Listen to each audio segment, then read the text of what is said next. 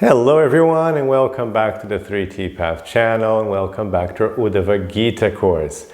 Now we are coming to the end of this beautiful teachings of the Swan Avatar, Hamsa Avatar, a very little known avatar. You don't see Bollywood making movies about the Swan Avatar. Maybe they should, because it's really good. It's been beautiful, deep spiritual philosophy that's been transmitted to us. And today we'll have the shocking example. I love these examples that Krishna comes up with, the Swan Avatar of the drunken man. Yes, we're going to take spiritual lessons from a drunkard. That should be interesting. So anyway, if you want to watch all the previous classes, there are already 66 classes in this course. So if you want to watch all the previous classes, make sure you become a member of this channel. The instructions are here in the description of the video. And also check out Uddhava-gita.com. We've created a whole little website so you can do the whole course. You can follow the course nicely, not get mixed up with the sequences of the classes,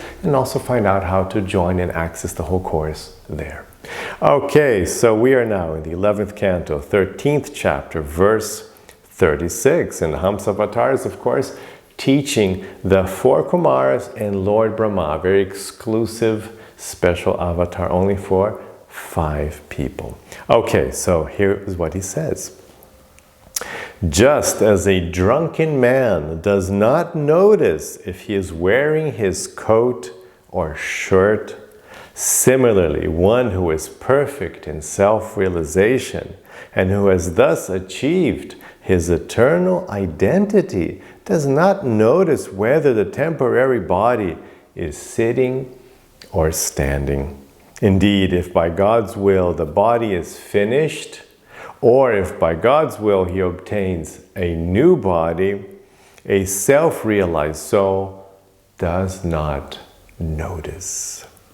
Just as a drunken man does not notice the situation of his outward dress. Very interesting concept. So the idea is that the deeper you go into your own true transcendental identity, the less you're worried about the stuff that's happening on the outside. And your body is also the outside. Because normally when we say the outside, we're thinking outside of the body. We're thinking like out here in the world.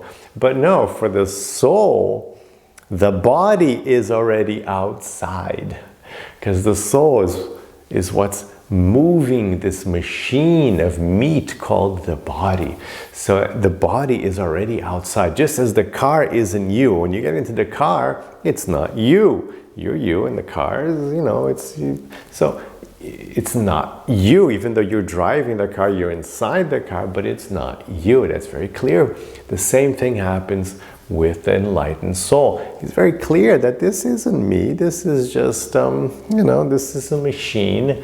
And I'm so focused on my spiritual identity. I'm so focused in my service to God, in loving God, in absorption in Krishna. My mind and intelligence are fixed in Krishna, as Krishna says so many times for us to do in Bhagavad Gita, that it doesn't really matter what's going on with my body. Now, you may think, well, this is too much. This can't be true.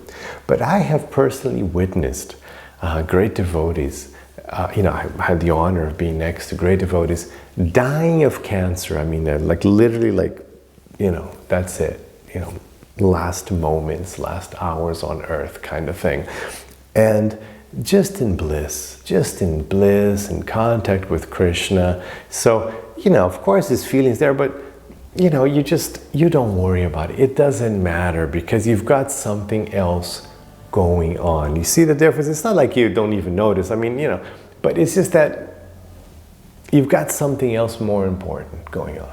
You know what's really going on. Again, you have a car, you don't want your car to be scratched up or banged up, right? You don't want somebody, throwing, I don't know, some mud or something worse in your car. But, it's still your car. It's not you. So, I mean, it's kind of okay. You don't whatever.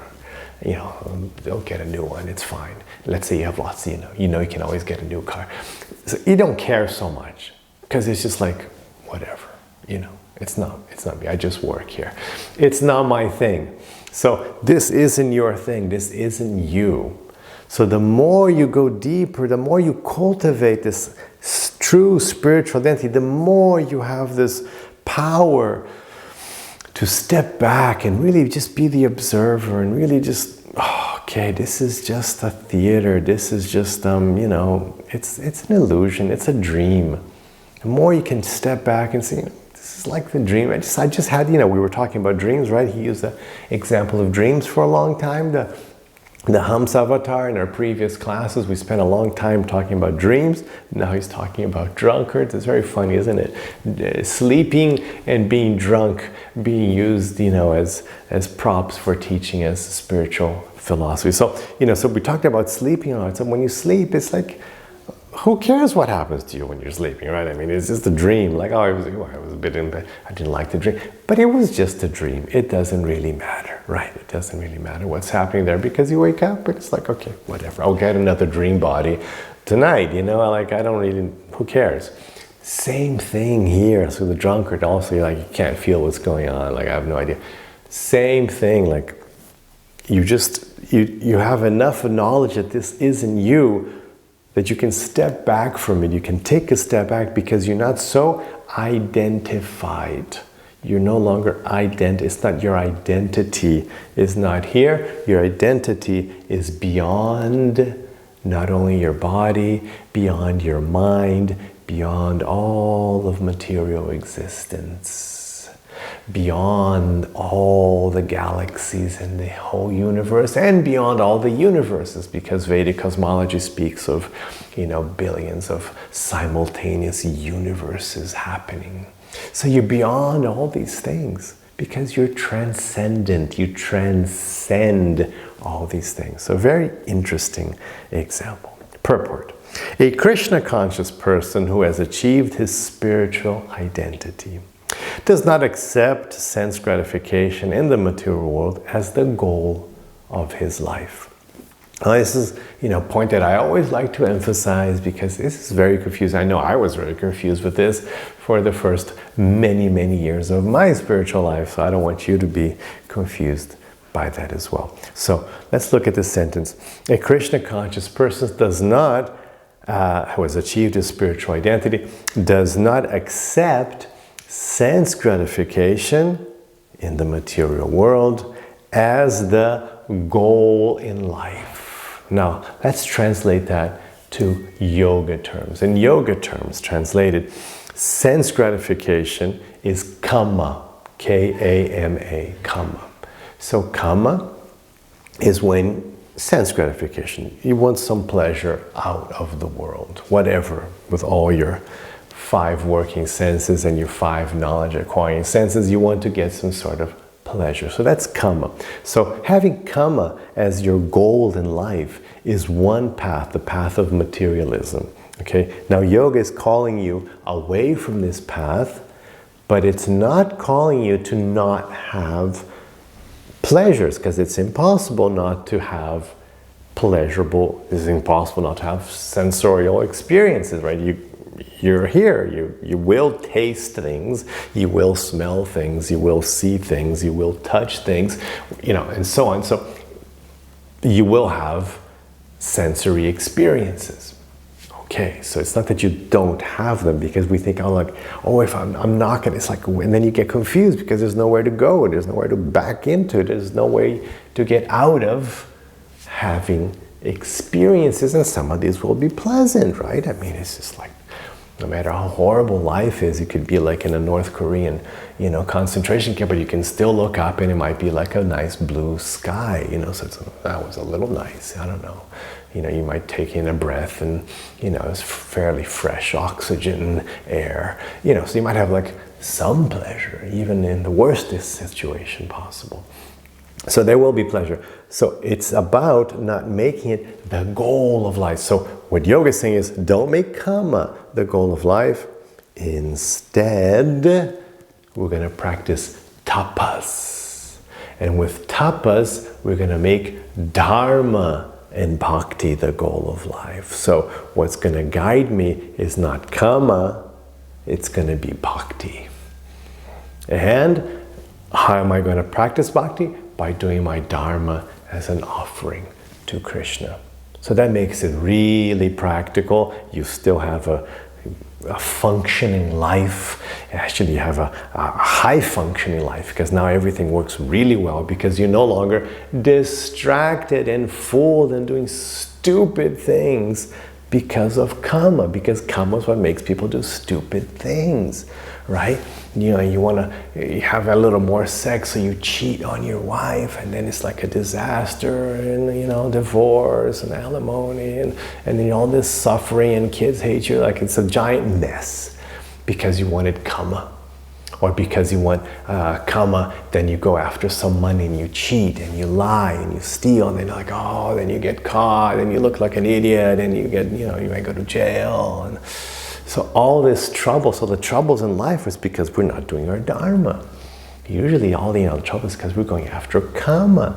You know, you wanted to do this nice thing, you want to get fame, so you took that really dangerous selfie and then you die. You know, so these people are just being still because of karma. But if you do dharma, then you have an excellent life. Your life is much better than it was if you were just doing karma. So your life, just here, like, forget, like, oh, what if God doesn't exist?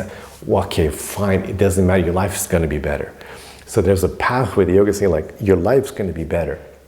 Even if, like, oh, but I'm not sure. It doesn't matter. Your life's going to be better. Practically speaking, here on earth, your life will be better because you're doing dharma. And then you're offering, you're doing the whole bhakti thing internally, doing your actions as an offering to Krishna, cultivating that bhakti, that sweetness, that love, your mind and intelligence fixed on Krishna and on your spiritual identity. And that lets you do this, lets you step back, and lets you not worry so much about life and everything, because now you can take a step back because you know your true identity. So you're getting all these wonderful benefits just because you didn't prioritize karma. So that's what it's saying here. First thing is, you don't make karma the goal of life. This person is constantly engaged in the service of the Lord in bhakti, and knows that the temporary body and flickering mind are material. These are parts of the machine. Your body and mind, these are parts of the machine which the soul is operating. By superior intelligence in Krishna consciousness, he remains engaged in the Lord's service in bhakti. The example of a drunken man in this verse is very nice. It is common knowledge that at mundane social gatherings, men become drunk and lose all awareness of their external situation. Similarly, a liberated soul has already achieved his spiritual body and therefore knows that his continued existence does not depend on the material body. A liberated soul does not, however, inflict punishment on the body, but rather remains neutral, naturally accepting his destiny as the will of the Supreme. That's a nice thing also to cultivate. Accepting your destiny as the will of the Supreme. That's a wonderful meditation for you to get into once in a while. You know, things are happening, right? I mean, you try to plan things, you make plans, but, right? You know what I'm talking about. Things don't turn out the way you expect. That's normal. So that's why we don't try to not to expect too much. Just make your plan and try to be in the here and now. We teach in the 3T path. You know, always keep your mind in the here and now. Even though you have a plan, you're following steps, but you keep your mind here because you have no idea what destiny will bring you. We don't. We really don't. We don't know what's going to happen, you know, in a minute's time. We just don't know. Like, oh yeah, I'm just going to sit here and finish this class. I don't know if I'm going to finish this class. I might just be talking to myself here. I might never publish this. I have no idea because, you know, something could happen. You don't know, but you just do it now. You just follow. This is the plan. I'm following the plan. I'm recording a class on a Thursday. Okay, that's my plan. What's going to happen? I don't know. It's the Lord's will. It's destiny. The Lord's will. So as a devotee, you're like, okay, let's not get too worried about this, let's just flow with what's going on, and things are going to change, and things are going to happen, and good things are going to come that you didn't expect, and bad things are going to come that you didn't expect. But you know what? It's fine, whatever. I'm just observer. I'm just watching. I'm not even this body. It doesn't matter. If I could die now, no problem at all. Because I'm not here. This isn't my body. This whole situation, this whole universe, temporary. I'm eternal, I'm a spiritual soul. I just want to serve and love Krishna. And I can do that anywhere, at any time I can do that. So it doesn't matter where I am, whatever the Lord wants me, I will go. That's a nice meditation for you to have. Okay. Verse 37. The material body certainly moves under the control of supreme destiny, and therefore must continue to live along with the senses and prana, the vital air, as long as one's karma is in effect. A self-realized soul, however, who is awakened to the absolute reality, transcendent spirituality, and who is thus highly situated in the perfect stage of yoga, samadhi, will never again surrender to the material body and its manifold manifestations, knowing it to be just like a body visualized in a dream. So now he brings back, Avatar brings back the dream like I just did in the last verse. So, important information. So the material body is certainly moving under the control of destiny. Your body is right. This whole thing is going on. There's this power pushing us along. Things are happening way beyond our control, as we have noticed. So yes, you have this under the control of supreme destiny. And we must continue to live with the senses and the prana. Your prana is there, your sense is there. This will continue as long as one's karma is in effect. So it doesn't mean that you attain samadhi and you drop dead. No, you're supposed to attain samadhi in this life, because why wait for another life? You can all do it in this life. This isn't exclusive for some select group of people. This is for everyone. So you attain samadhi in this life. You attain your spiritual realization in this life. But your body is under contract. It's signed up for a certain karma already. When I always teach my students this, like when you took birth, it was you've signed, this life has been signed off on. You can do something about the next one. But this one, you've gotten already. It's already been ordered. This is your life. It's like you get a court sentence, that's it. Yeah, you have to do that. You can do something about something else, but that one is done. No more. Let's say it's Supreme Court. You can't go back. There's no more, changes. So this is done. You've got to deal with this. So and part of the package was a certain amount of lifespan. So you have if you see in the Bhagavad Purana, in the 9th canto, there's always, in other cantos as well, but they would talk about the lives of dynasties and people born. But you'll see lots of times in the Bhagavad Purana and in other texts like the Mahabharata, people would be born and astrologers would come and they would say, okay, this child is going to, or your child will have 3 children and they will live to so long. So they would know the future children that would be born, they would know how long the lifespan would be. So these things are written somewhere. Some people can see the writing, in the stars or whatever, in the palms of your hand, whatever. But this information is there. So, okay, I've gotten this much lifespan, right? And you have your senses working, your prana going around for that lifespan. So you have this idea of the jiva mukta, the self-realized person who is embodied.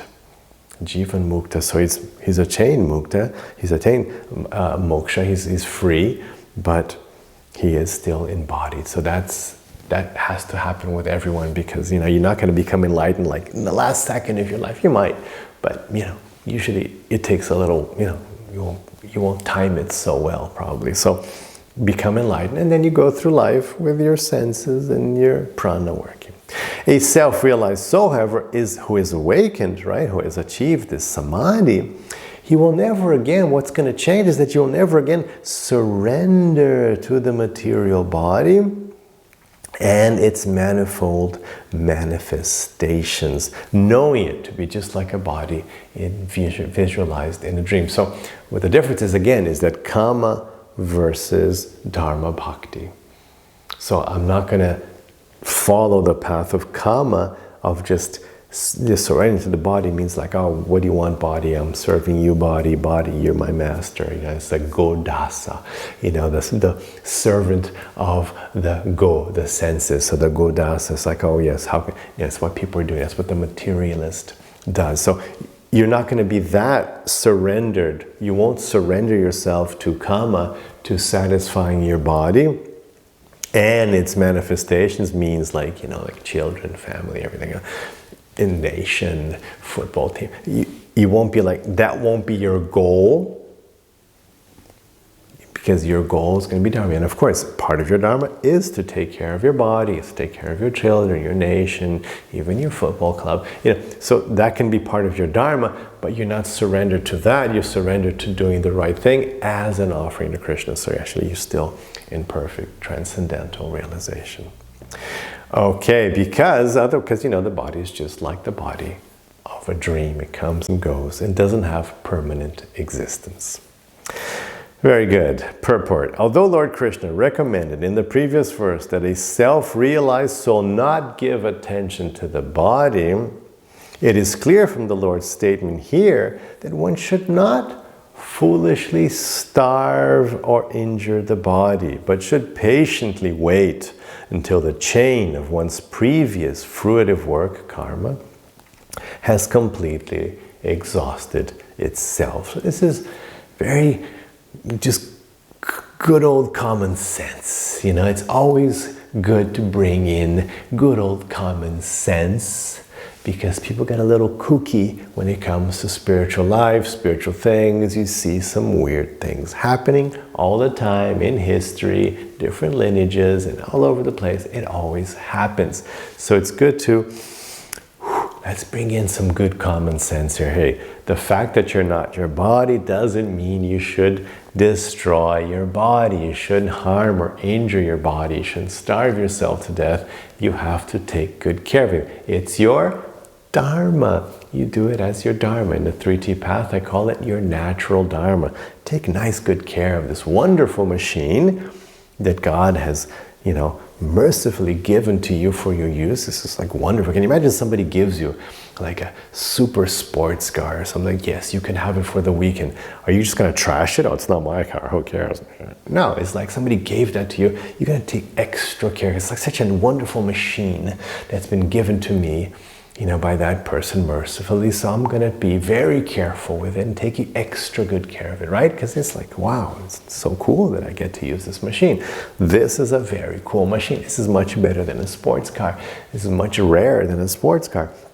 This is very important. So you take very good care of it. It's very much more useful than a sports car. So you take very good care of this body, okay? So you wait until the chain of your karma has ended. You just have to live it through. Go with it. The following doubt may then, at that time, the body will automatically die according to destiny.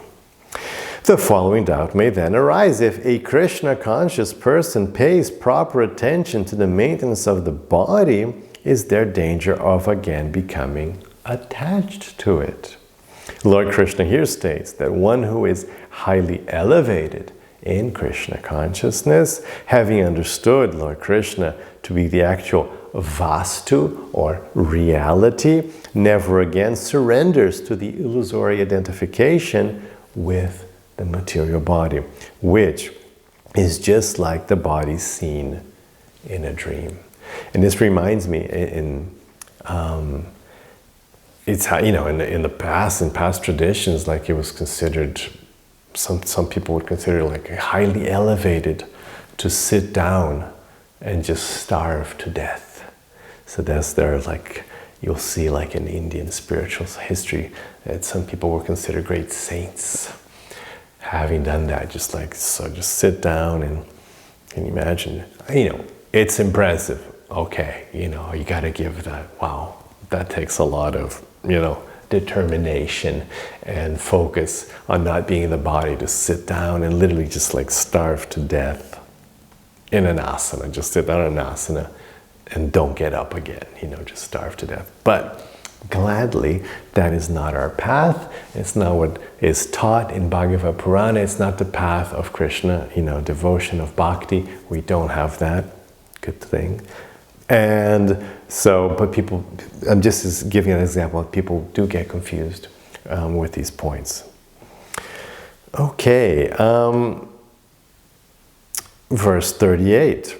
My dear Brahmanas, I have now explained to you the confidential knowledge of Sankhya, by which one philosophically distinguishes matter from spirit, and of Ashtanga Yoga, by which one links up with the Supreme. Please understand that I am the Supreme Personality of Godhead, Vishnu, and that I have appeared before you desiring to explain your actual religious duties, your dharma. I have come here to explain your dharma, is what's written in Sanskrit. Purport: to increase the faith of Lord Brahma's sons and establish the prestige of his teachings, Lord Krishna now formally identifies himself as the Supreme Personality of Godhead, Vishnu.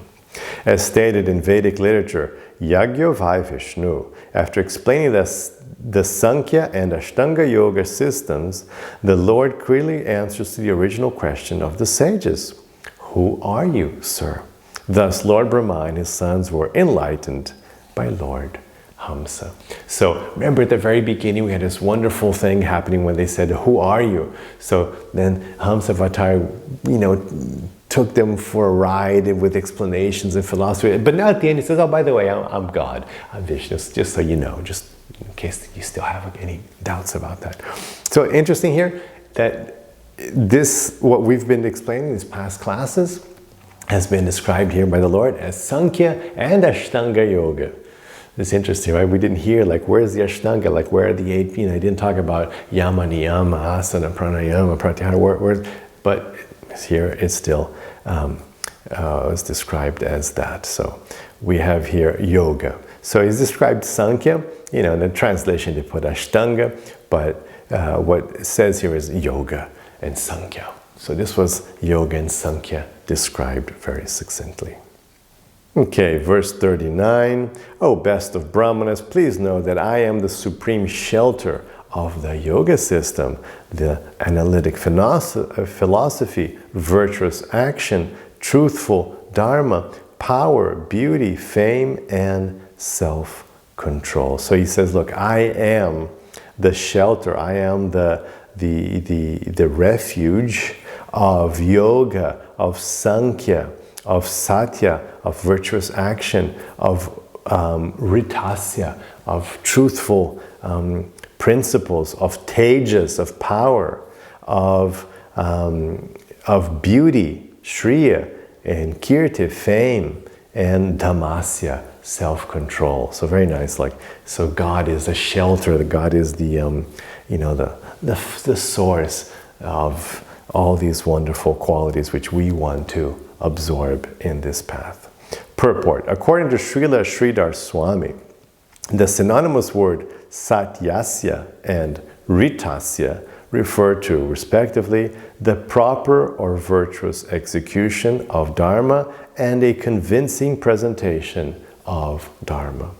Srila Vishwanath Chakravarti Thakur points out that the sons of Brahma were struck with wonder at the presentation of the Supreme Personality of Godhead and were thinking, what wonderful knowledge we have just heard. The Lord, recognizing their astonishment, spoke this verse to confirm their understanding of Him. verse 40. All superior transcendental qualities, such as being beyond the modes of nature, detached, the well-wisher, the most dear, the super-soul, equally situated everywhere and free from material entanglement, all such qualities, free from the transformations of material qualities, find their shelter and worshipful object in me. So now at the end, Uddhava-gita is laying it on, presenting the nature of God, so to stimulate their bhakti in all these wonderful things beyond all the gunas is a common description of God. Detached, also ultimate detachment. The well-wisher, the friend of everyone. Krishna says he is in the Bhagavad-gita as well. The most dear. Of course, God is the most attractive. Krishna, the most attractive. The super soul, Paramatma. Equally situated everywhere. God is everywhere. Krishna says this is a common teaching where God is everywhere. We are localized. We are here, not somewhere else, but God is everywhere. And free from material entanglement, beyond material nature, of course. All such qualities, free from the transformations of material qualities, find their shelter and worshipful object in me, Lord Hamsa tells them. Because in the previous verse, Lord Krishna explained his exalted nature, the sons of Brahma might have slightly doubted the Lord's position, thinking that they had detected some pride within the Lord's mind. Therefore, they may have doubted the instructions they had just received from Lord Hamsa. Anticipating any such reluctance, the Lord immediately clarifies the situation in the present verse. The Lord explains that unlike ordinary living entities, even up to the standard of Brahma, the Lord's transcendental body is not different from his eternal self and has no material qualities, such as false egotism. The Lord's transcendental form is eternal, full of knowledge and bliss, and is thus near gunan, beyond the modes of nature. Because the Lord completely ignores the so-called enjoyment offered by the illusory energy, he is called nirapikshakam. And being the best well-wisher of his devotees, he is called suridham. Priyam indicates that the Lord is the supreme lovable object, and that he establishes wonderful affectionate relationships with his devotees. Samya indicates that the Lord is neutral and detached in all material situations. These and other exalted qualities find their shelter and worshipful object in the Lord, who does not take material designations into consideration, but awards his mercy to anyone who takes shelter of him. In Srimad Bhagavatam 1:16, verses 26 to 30, Mother Bhumi, the predominating deity of the earth, gives a list of some of the Lord's transcendental qualities, and even more are found in the Nectar of Devotion, a book by Rupa Goswami. Actually, a translation by Prabhupada of the Bhakti Rasamrita Sindhu by Rupa Goswami. Actually, the Lord's qualities are unlimited, but a small sample is given here to establish the Lord's transcendental position. Srila Madhvacharya has quoted from the Kala Samhita as follows. The demigods are not actually perfectly endowed with transcendental qualities. Indeed, their opulences are limited, and therefore they worship the Supreme Personality of Godhead, the Absolute Truth, who is simultaneously free of all material qualities and completely endowed with all transcendental qualities which exist in his personal body. Okay, now the last the second to last verse. Now Lord Krishna ends, that was the conclusion of the Uddhava-gita. Lord Krishna now speaks again. My dear Uddhava, thus all of the doubts of the sages headed by Sanaka were destroyed by my words, fully worshipping me with transcendental love and devotion. They chanted my glories with excellent hymns. So now Krishna is wrapping up the story to Uddhava. And the last verse of the chapter. The greatest of sages, headed by Shanaka Rishi, thus perfectly worshipped and glorified me. And as Lord Brahma looked on, I returned to my abode.